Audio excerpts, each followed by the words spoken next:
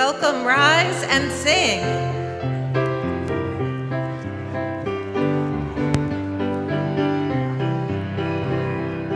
Enter, rejoice, and come in. Enter, rejoice, and come in. Today will be a joyful day. Enter, rejoice, and come in. Open your ears to the song. Open your ears to the song. Today will be a joyful day. Enter, rejoice, and come in. Open your hearts, everyone. Open your hearts, everyone. Today will be a joyful day. Enter, rejoice, and come in. Don't be afraid of some change. Don't be afraid of some change. Today will be a joyful day. Enter, rejoice, and come in. Enter, rejoice, and come in. Enter, rejoice, and come in. Today will be a joyful day. Enter, rejoice, and come in.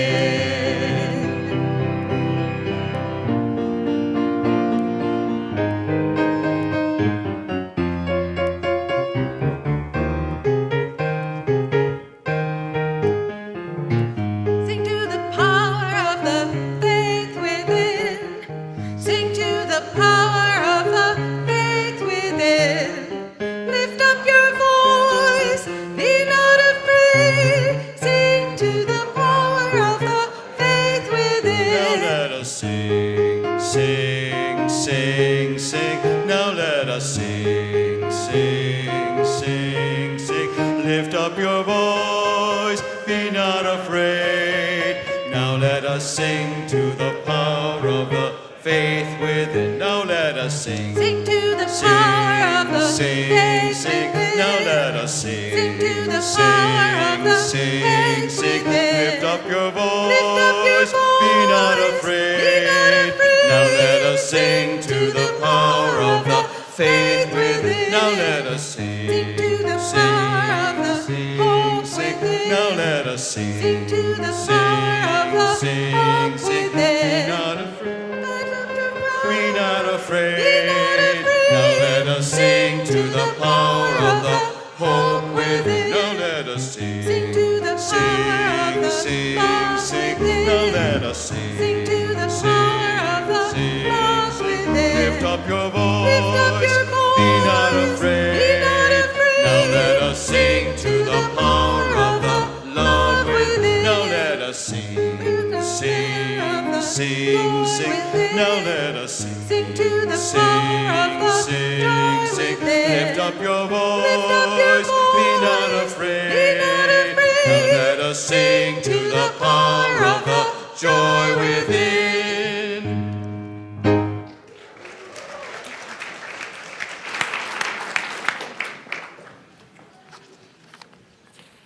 Well, good morning, congregation.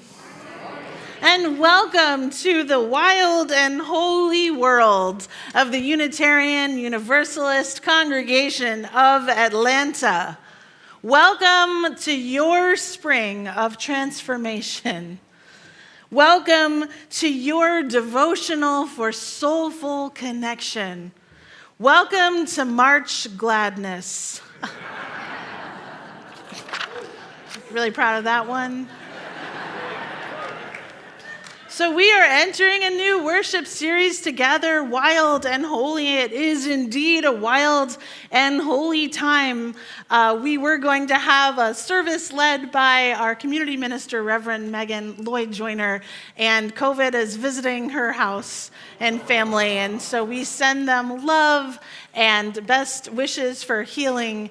And just so you know that a lot has been pulled together extremely recently to bring this worship service to you. But it's going to be a great day. This is going to be a beautiful day where we celebrate poetry. Poetry as a sacred source of our faith. So we are going to go on a poetry journey. This morning, we're going to hear some poetry, and I want to just talk to you a little bit about what to do as you are participating and receiving. You have many different options. You can sort of sit and let the words wash over you. That's always an option. Another option is that you can respond when you hear a word or a phrase that just hits you deep or speaks a truth that you had never heard spoken quite that way before. And so if you maybe want to respond, you can say, Amen. Amen. Yeah, you can say it right now. Let's try it. Amen. You can say, yes. Yes. You can say, all right. All right. You can say, oh yeah. Oh, yeah. Another thing that people can do when they're responding to poetry that maybe it's not vocally, maybe you don't want to say something, but maybe you just want to be heard. Yeah, I see. Yeah, that's right. Okay, maybe you've been to slam poetry before. So let me see you kind of snap your finger. Yes, yes. Or I've also heard, is it? Yeah. You can stomp your foot. So let me hear that. Or both.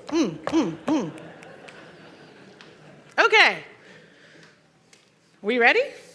We ready, congregation? I think we are. And I want you to hear, too, today, on this day, that it is part of our shared mission to take courageous action together. And we have been called by our interfaith community here in Atlanta to live into that mission tomorrow, Monday, March 20th. As we have discussed from this pulpit, transgender youth are currently under attack in the state of Georgia. We hope you will join all of us, your UCA community and me, in an interfaith demonstration at the Capitol, the Gold Dome, tomorrow at 4 p.m. to fight back against this harmful legislation. Meet us here at 3 o'clock or at the Lindbergh MARTA station at 3:30. So there's various choices for you to meet up with folks. And you can also just come on and join the demonstration throughout the evening. If you're working till 5 or something like that, you can join us later because it will continue until 8 p.m. But our Unitarian Universalist faith calls us to defend the worth and dignity of our trans community and children and families. So we hope to see you there as we lift our voices together. And please, before that, tomorrow during the day, please take just 5 minutes and call your state senator and ask them to vote no on Senate Bill 140. Ask them to vote no on Senate Bill 140. Believe me, they are hearing from a lot of other folks. 140? It's 140. It's 140. So sorry. It's 140, right? Yes? Okay. Thank you. You turn the lights up on the congregation a little bit and look what happens. It's amazing. Thank you. There you are. It is so wonderful to be joined in leading worship this morning by guest musicians Mark Williams,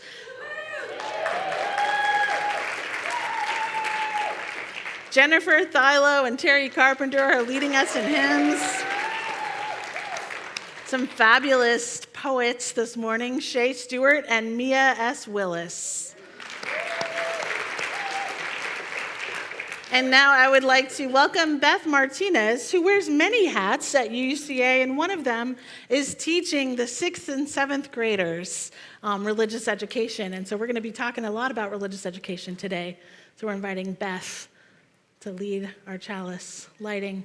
Beth's also a member of the Board of Trustees of UCA.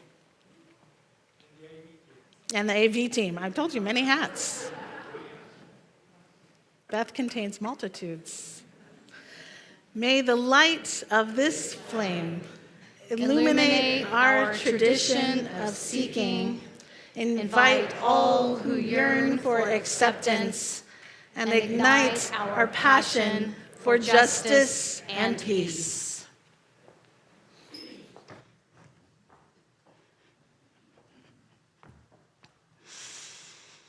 Okay, our story this morning is Poetry by Shauna Lavoie Reynolds, illustrated by Shahrazad Maidani. The snow had melted, the buttercups were blooming, and Sylvia celebrated winter's end by writing a poem about spring. She walked with Shell to the park at the top of the hill and read it to a squirrel. Spring is here at last. I hope it doesn't end too fast. Like a bee, I'll sniff each flower, and I'll enjoy each springy hour so much. The squirrel seemed grateful. Sylvia tied her poem to a birch tree and headed home, hoping that it didn't count as littering if it made the world more splendid. The next morning, Sylvia passed the birch tree on her way to school. From a distance, she saw her poem fluttering in the breeze. But when she got closer, she realized that it wasn't her poem at all. I think spring is the best of seasons for plenty of excellent reasons, like birdie parents building nests where all the baby birds can nest and play. Sylvia's heart did a somersault. She never imagined the tree might write back. In class, Sylvia daydreamed about her new leafy friend.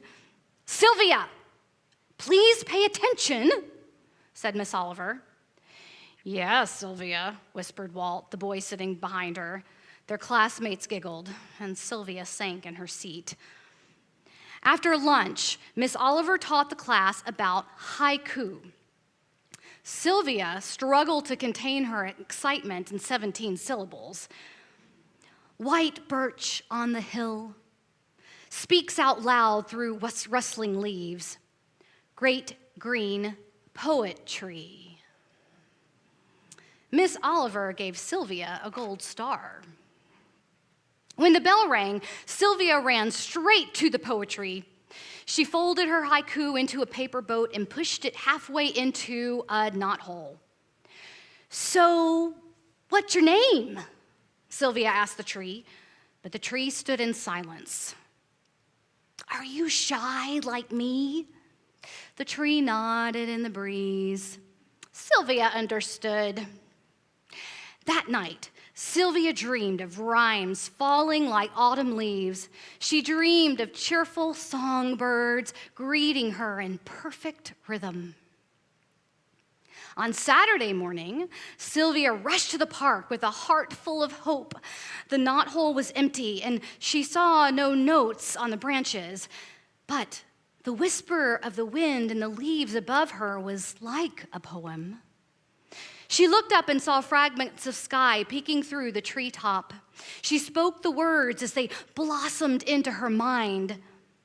Sky so blue, grass so green, tree so tall in between, favorite friend in morning light, and under moon glow late at night. Sylvia selected a twig in front of the ground and gripped it like a pencil. By Sylvia, she wrote in the air, but that didn't seem right. Love Sylvia. She waved her stick with a flourish, accidentally hitting a branch. A tightly folded ninja star fell to her feet. Sylvia couldn't unfold it fast enough. I've wondered a while, can a tree and child be friends? Your words give me hope. Sylvia felt a spark in her heart. Good thing she brought sidewalk chalk.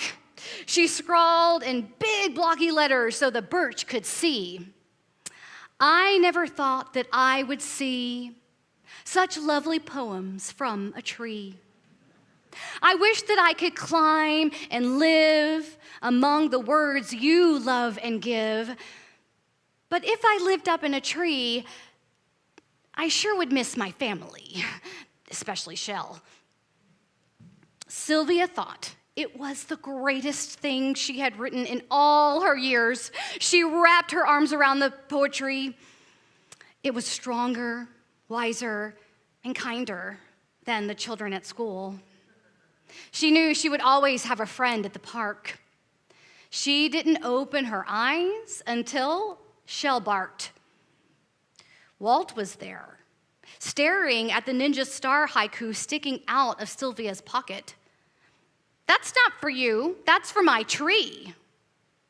Sylvia blinked. It was from the tree just for me. Walt shook his head. Sylvia didn't understand. Had the tree she loved so much not given her a thing? Sylvia didn't want to cry, not at the park. Walt didn't want her to cry either. I'm sorry I was mean at school, he said. Sylvia smiled. A friend of the tree is okay with me. She could never resist a good rhyme. Walt read Sylvia's chalk poem out loud. You're a wonderful poet, he said. You deserved that gold star. But who is Shell? Sylvia pointed. My best friend's name is Shell. I think he likes the way you smell. I can tell, added Walt. The two poets giggled. Can I borrow your chalk? Walt composed a new poem next to Sylvia's. If you want to share a poem with me, give it to the tall birch tree. Or if you need a friend for writing, playing with, or sit besiding, I'll be here for you joyfully, right beneath the poet tree. The new friends sat a while side by side, backs against the birch. Sunlight and shadows danced through the leaves above them as they silently searched for the most marvelous words to describe it all. So at this time, I would like to invite our 6th and 7th graders who are members of our Crossing Paths class to the chancel to help us lead our movement prayer this morning. They are exploring world religions this program year. So please rise, embody our spirit, and join us. Here we go. Okay. First, we bow to honor the spirit of life. We lift our arms and embrace the gifts of spirit. We bring these gifts unto ourselves with gratitude and breathe and smile. We share these gifts with the world. We remember to be present, honor, embrace, gratitude,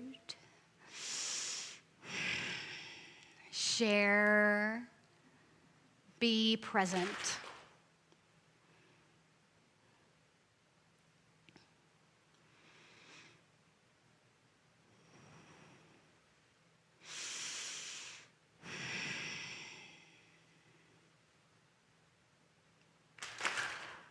Thank you, everyone. And thank you, Spencer, for being such a good example. If anybody else would like to join me in ever saying the movement prayer words, you are welcome to do so. At this time, we would like to invite our children, 3rd grade and under, to exit and join preschool or their creative play for the day. And please note the locations for these are just down the hall on the 1st floor. And as our children recess, please take just a few minutes to greet your neighbor, and especially those you have not met.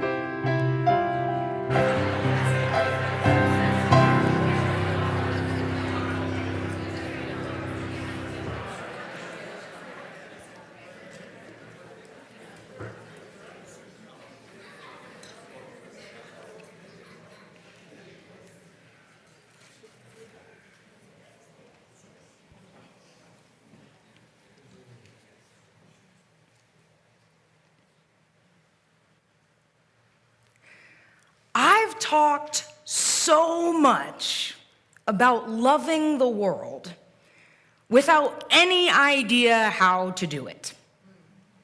Something about turning the other cheek, something feeding the mouth that bites you. The world I'm trying to love is all teeth and need, all gray mange, but I can't resent the wolf for pulling the lamb down even in front of his mother. I can't be moved by bleeding, a limp throat. The wolf has her own crying young.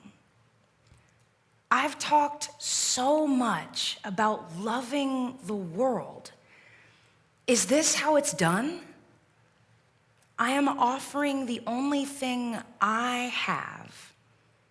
I am holding out my hand, feeding myself to the hungry future.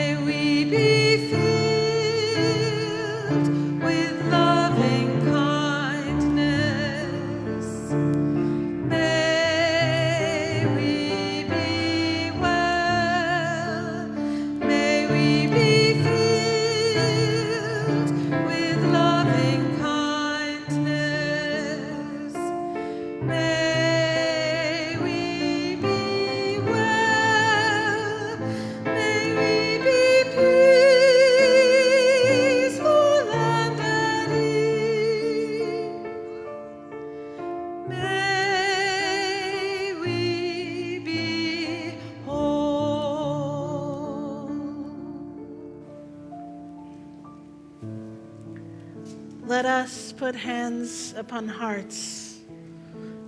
Feel the heartbeat, connection to life. Breathe in peace. Say to yourself silently, I will love myself. I will love others. And that love can heal this world. You are invited to say the name of someone you are holding in your heart this morning, someone who is struggling, someone who is celebrating, someone who can use some healing energy coming their way. Please write their name into the live chats and speak their name out loud into this holy space now.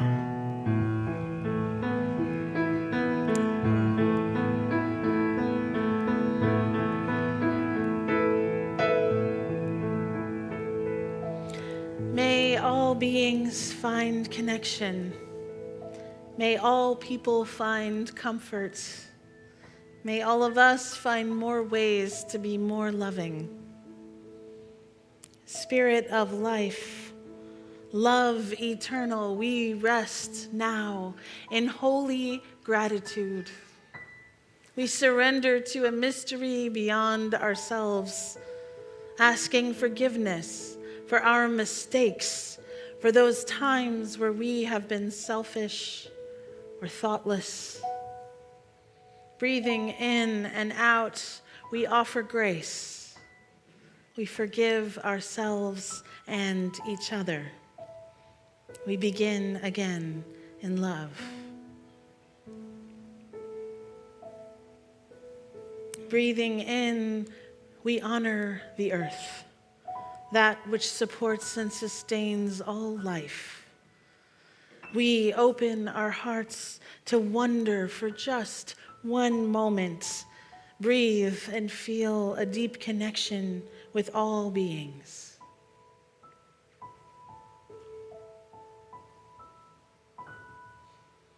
Let us calm our bodies and our minds. We breathe in peace and we exhale.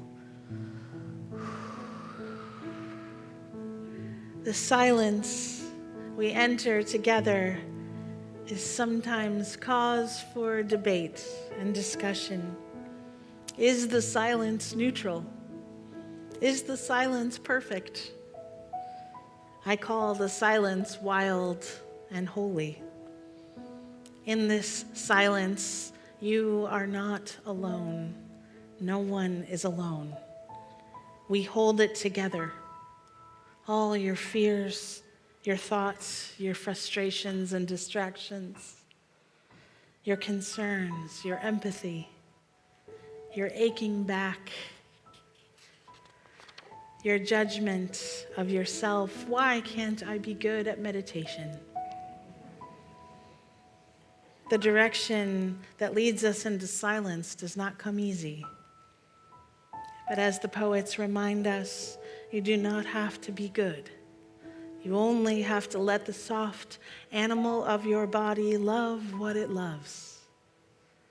And let the silence be whatever it will be, imperfect and shared.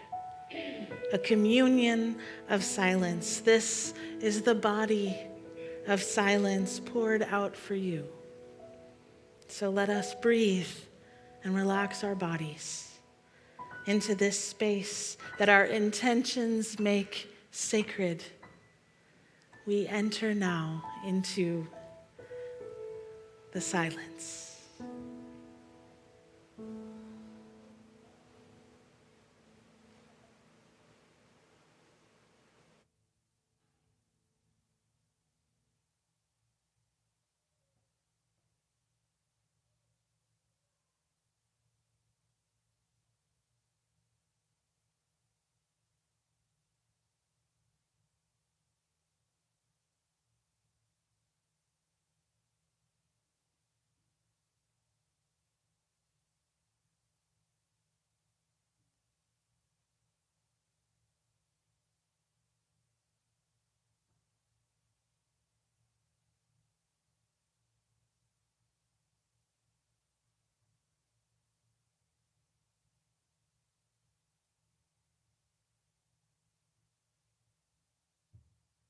May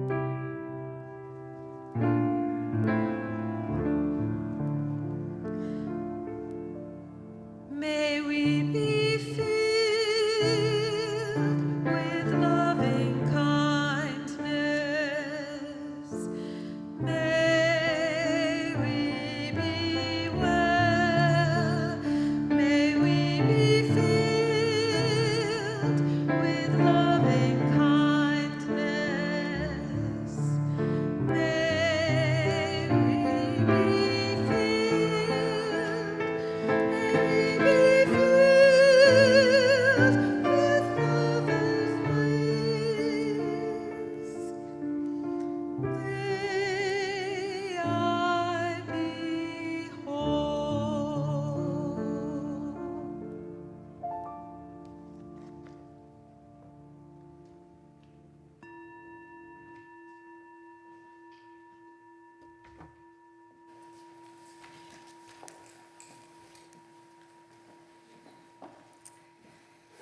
So if you have been to the social hall this morning, you may have noticed that we are set up for our religious education program fair. Taking place just after the service, this is an opportunity for everyone here to see what is being offered next year in our children and youth religious education program.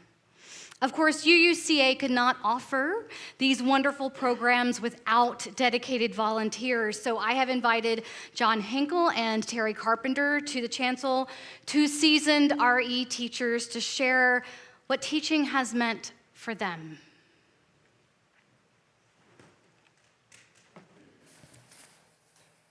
When I was in the 4th grade, spelling was my downfall.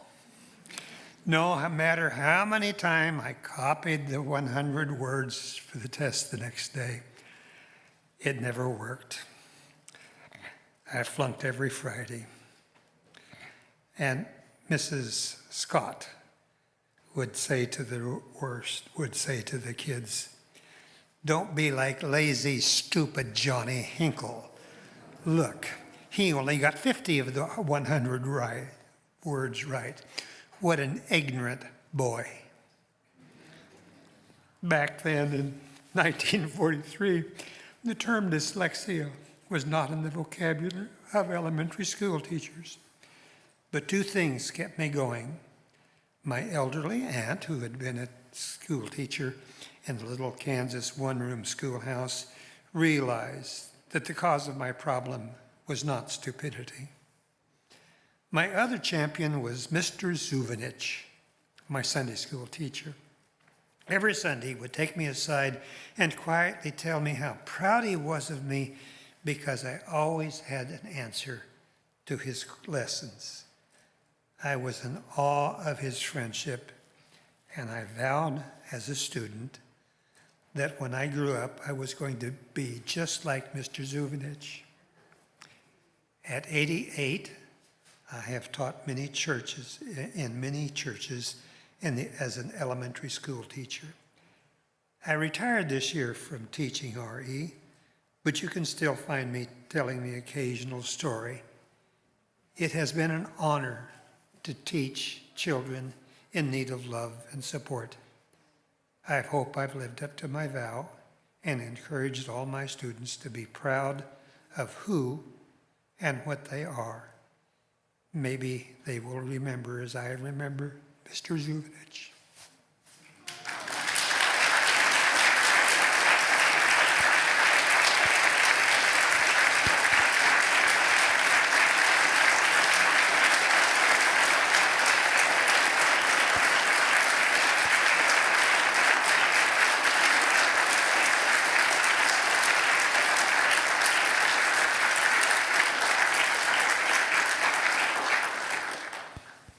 John, you have mentioned to me how many times that you love teaching and the children in your classes and the love and the gratitude that they have shown you over the years, even those no longer in your classes. I have no doubt that they will continue to remember with great fondness your dedication to them and your incredible gift of storytelling. Well, believe it or not, I began teaching Sunday school to kindergartners when I was 15, in my small Methodist church in Flint, Michigan. I don't remember most of those lessons, except one. The topic I was giving for that Sunday was original sin. Perhaps an unusual topic for a small, fairly liberal church. I introduced the topic as I had been taught, saying we all need to be saved because we all have been born into sin and that we'd all have done things, and we all have done things, and we know are wrong and fallen short of what God expects us, etc., etc. Many of the children seemed to agree, or at least not object, except there was this, at the other end of the table, there was this quiet little girl I'll call her Rhonda, I don't remember her name. She sat there with a very puzzled look on her face and said, in all innocence, "But I have never sinned." What can I say? I had nothing to say. I stopped teaching Sunday school shortly after that. I also remember being told by Sunday school adults around the same time that we were going to go into the neighborhoods, to the houses surrounding the church, and ask them to join us to worship on Sundays. We were told, as preparation, that we were trying to save these people's souls from going to hell, and that to beware, to never let them talk us into losing our faith in Jesus. I remember being afraid of them. I remember that doesn't seem quite right. The youth group that I was in never talked about theology, and I had more friends there than I had in school, so I was puzzled.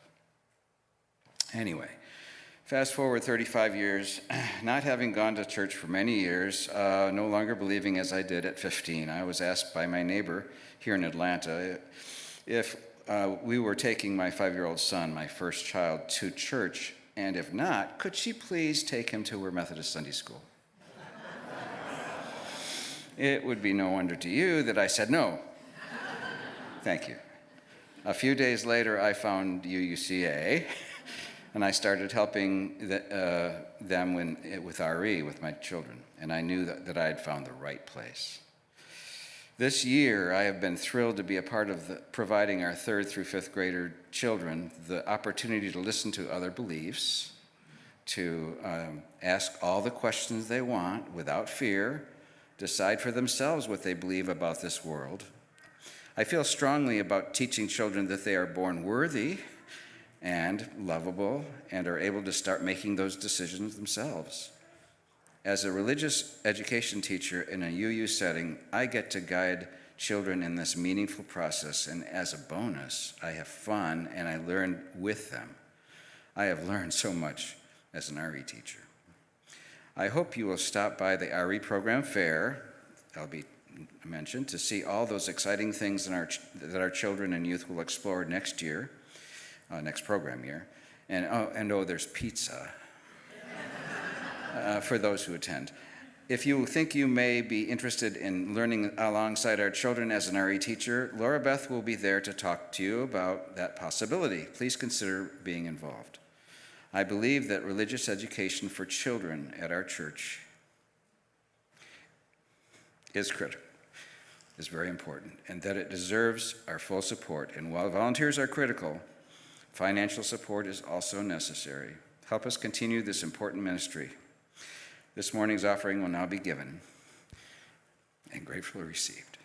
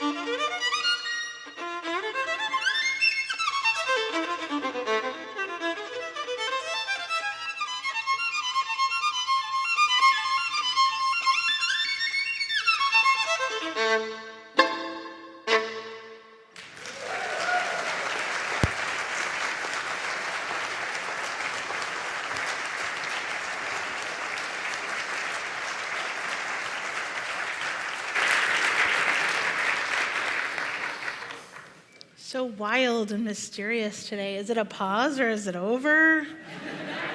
Is this a poem or is this spoken word or what's happening? Nobody knows, but it's a wild ride. We're all on it and I'm grateful. And I'm grateful for you, Mark. Thank you. And if you loved that, you might really enjoy the congregational retreats coming up April 14th through 16th, where Mark and his wife Margaret will both be providing the music for some of the events that weekend at the mountain.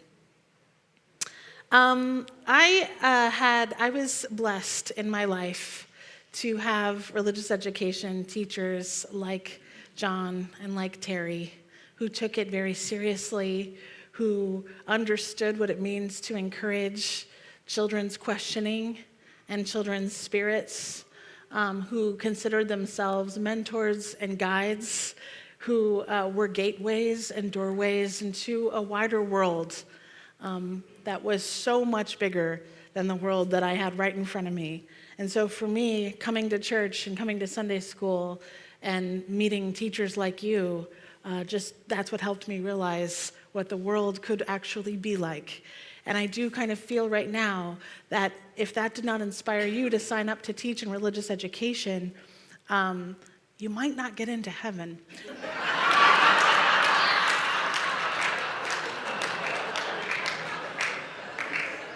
And let me be very clear, because I do mean that. And what I mean is the heaven on earth, the heaven in the classrooms, the heaven in this place, the heaven that is available to all of us if we can join and come together in it. So thank you, and thank you for your generosity, for the blessing of your presence, your mentorship, your gifts, your energy today. Thank you for all of these blessings. Please join me now in the dedication of this morning's offering. To the work of this congregation, which is leaving tapestry, love, and action, we call community. We dedicate our lives, and these are offerings. Blessed be.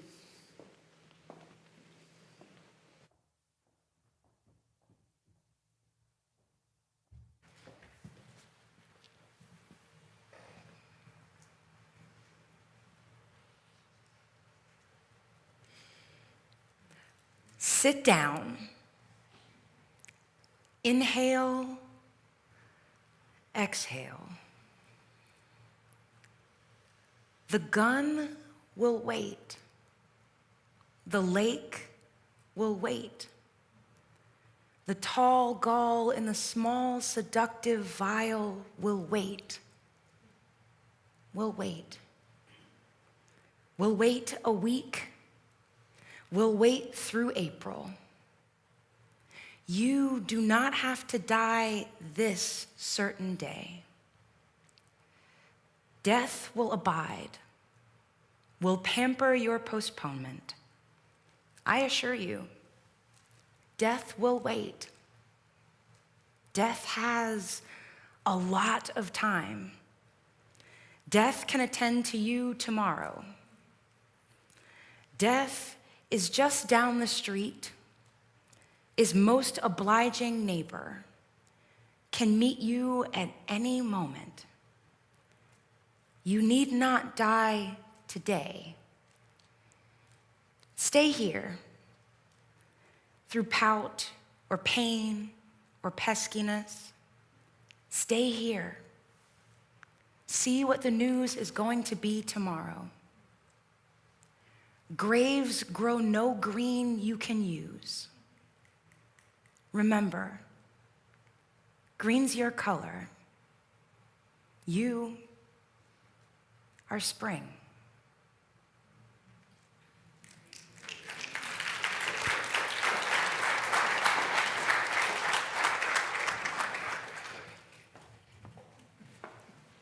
I met Gwendolyn Brooks when I was in the first grade. And she was a diminutive tornado.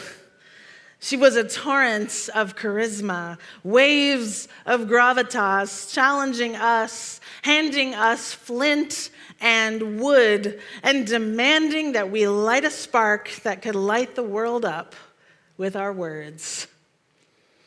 Her eyes sparkled and she smiled, but when it came to the writing, she was all business. And we could have been tiny graduate students working on our tiny dissertations.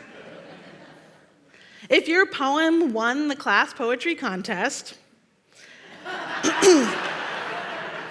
the prize was you could spend a day in a writer's workshop with Gwendolyn Brooks at William By Elementary School in Oak Park, Illinois. Some kids' earliest big deal memories are of their Disney vacations, the time they met Mickey or Minnie or rode on Space Mountain. Not that I didn't want those fantastic adventures, but my first fantastic adventure was the roller coaster of words, coasting with rhythm and syncopation, the thrilling words that can rise to the sky and then plummet with shock that can take your breath away.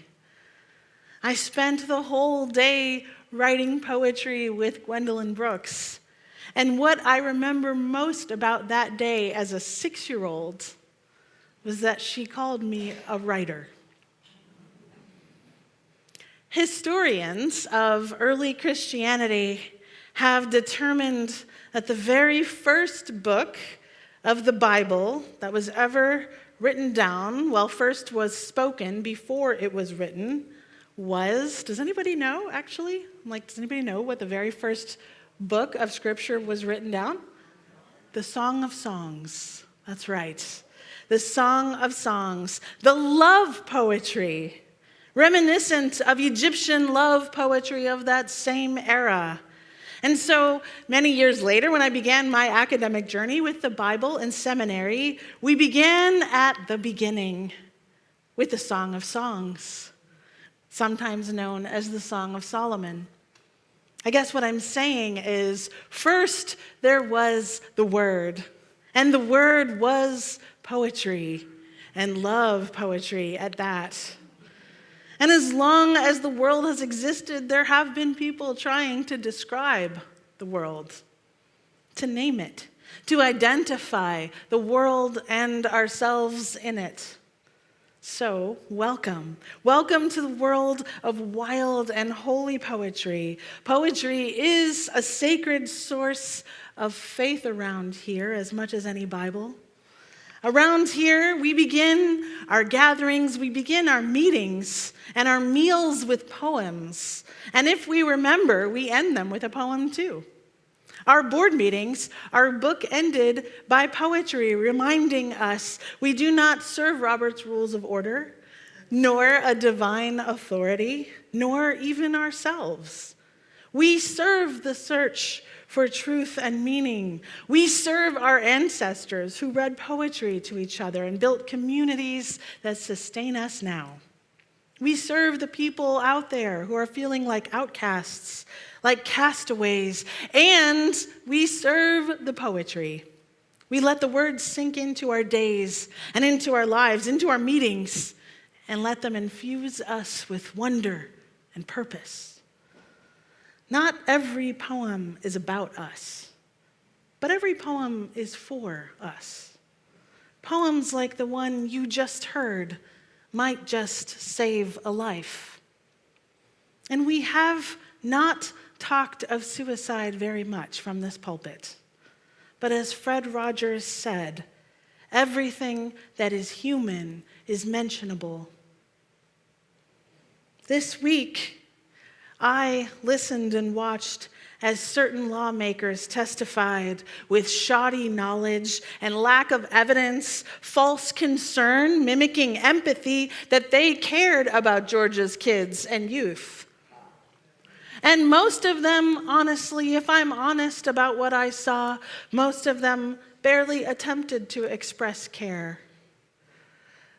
Now, Nan, I know you're out there, and you are not one of the ones I'm talking about. You are doing the good and just work for our youth, and we stand with you.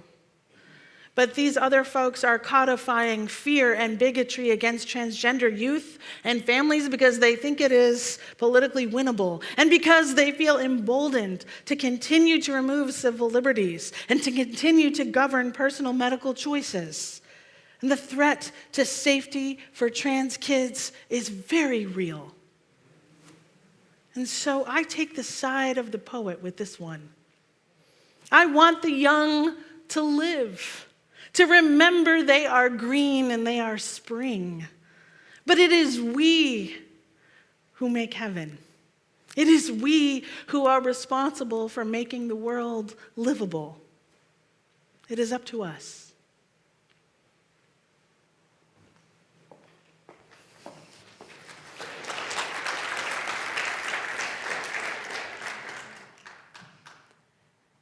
And here is the serpent again, dragging himself out from his nest of darkness, his cave under the black rocks, his winter death.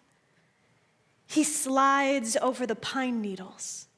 He loops around the bunches of rising grass looking for the sun. Well, who doesn't want the sun after a long winter? I step aside. He feels the air with his soft tongue. Around the bones of his body, he moves like oil. Downhill he goes toward the black mirror of the pond. Last night it was so cold. I woke and went out to stand in the yard, and there was no moon. So I just stood there in the jaw of nothing. An owl cried in the distance. I thought of Jesus, how he crouched in the dark for 2 nights and then floated back over the horizon.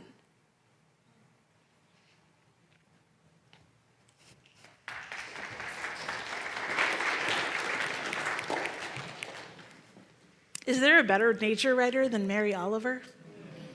I'm not sure. We are so caught up in this season of this poem, dark, cold nights like last night, caught inside the jaws of nothing.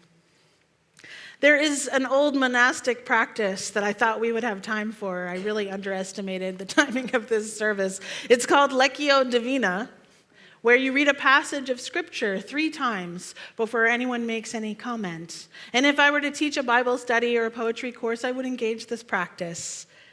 And I would want to hear the poem again to see if we can find something new this time. But I want to ask you now, upon that first listen, is there a word that stands out or a phrase, something you might remember? To me, this is a poem for this very moment. The moment where we are exhausted by winter, daylight blooming while the temperature cannot quite catch up. And then what if it did catch up? Would we wish it were cooler? I mean, what is this? What is this demand for the perfect weather every day? Talking to you, Dad, if you're watching. Comfort is not a spiritual value. Amen? Comfort is good. It's not a spiritual value. The world offers whatever it offers, and we can either receive or deny the gift of creation. The choice is yours. And then she gets to the end, hearkening that Easter energy where worlds end and something else begins. It is difficult to choose a single Mary Oliver poem for a poetry service, but we are wild, and so we don't have to.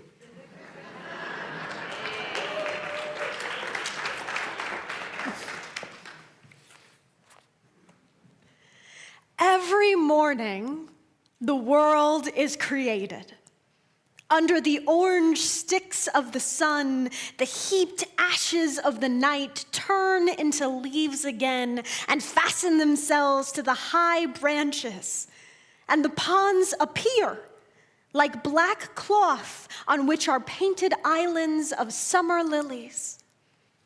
If it is your nature to be happy, you will swim along the soft trails for hours, your imagination alighting everywhere. And if your spirit carries within it the thorn that is heavier than lead, if it's all you can do to keep on trudging, there is still somewhere deep within you a beast shouting that the earth is exactly what it wanted. Each pond with its blazing lilies is a prayer heard and answered lavishly. Every morning, whether or not you have ever dared to be happy, whether or not you have ever dared to pray.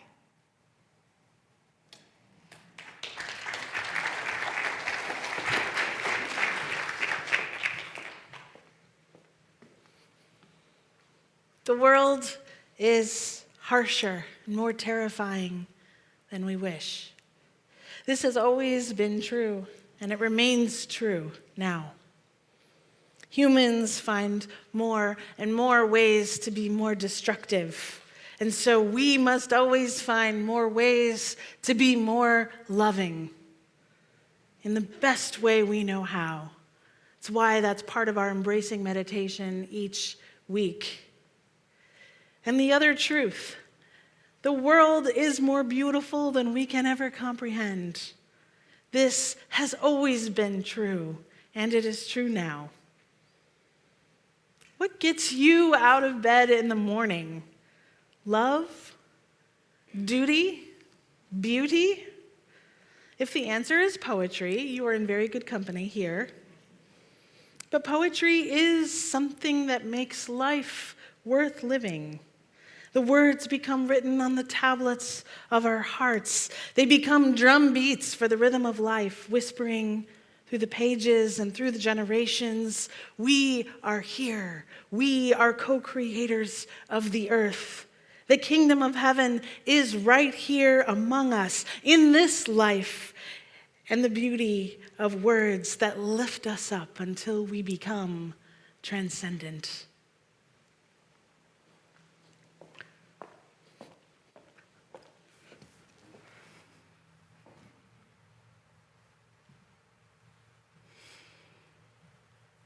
We will wear new bones again.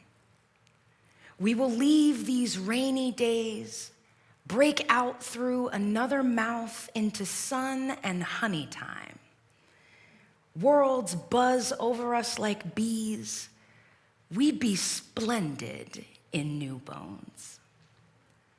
Other people think they know how long life is, how strong life is. We know.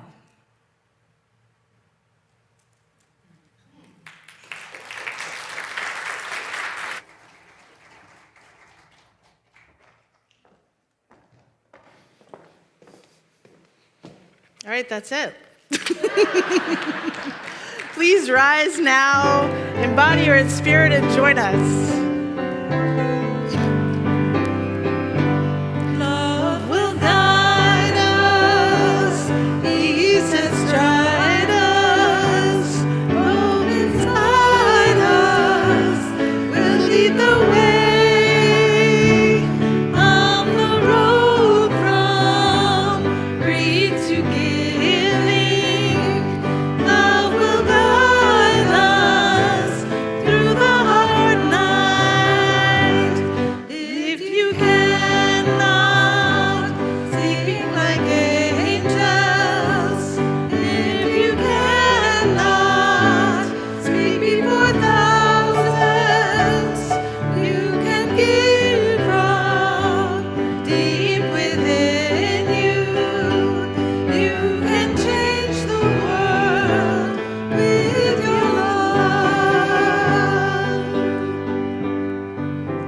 Thank you for going on this journey with us together. May the words of the poets guide you through your days and your nights. Let the beauty you encounter take hold of you and infuse your life with hope. So go in beauty, go in hope, go in love. May it guide you always. Love will guide.